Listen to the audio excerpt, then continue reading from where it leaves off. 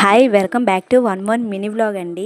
ముందు వీడియోలో నేను చెప్పాను కదా దేవుడి సామాన్లే ఇవ్వండి, మేము ఒక్కొక్కటిగా ఏదైతే తీసుకున్నా ఎక్స్ప్లెయిన్ చేస్తాను. ముందుగా ఈ చిన్న ప్లేట్ అండి, ఇందులో మనం దేవుడికి నైవేద్యంగా పెట్టుకోవచ్చు, ఇంకా అందులో పెట్టి దేవుడిని అభిషేకం కూడా చేసుకోవచ్చు. రెండు విధాలుగా ఉపయోగపడుతుందని నేను తీసుకున్నానండి. నేనైతే అది తీసుకున్నాను. ఇంకోటి అయితే చిన్న గ్లాసు, అది ముందే చెప్పాను ఆ వీడియోలోన, పాలు పెట్టడానికి అయితే దేవుడికైనా తీసుకున్నాను.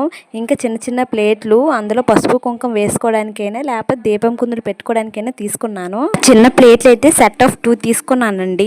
చిన్నవి చూసారా, అందులో పసుపు కుంకాలు పెట్టుకోవడానికైనా అందులో డ్రై ఫ్రూట్స్ పెట్టుకోవడానికైనా తీసుకున్నాను. అందుకో అవి చూడగానే నచ్చేసాయి. ఇవి కూడా నేను సెట్ ఆఫ్ 2 తీసుకున్నానండి. ఇవి సేమ్ ఆన్లైన్లో కూడా ఉన్నాయి. నేను అవి లింక్ డిస్క్రిప్షన్లో పెడతాను, ఒకసారి చెక్అవుట్ చేసేయండి. ఈ ఉద్దరిని అయితే తీసుకున్నాను. ఇది తక్కువ ప్రైజే పడింది, కానీ స్ట్రాంగ్గానే ఉంది. ఇంకా రాగి చెంబు నా దగ్గర అయితే అష్టలక్ష్మి చెంబు అయితే ఉందండి, కానీ అష్టలక్ష్మి చెంబు నేను ఇంటి ముందు పెట్టుకోవడానికి అయితే నాకు పెద్దగా నచ్చలేదు.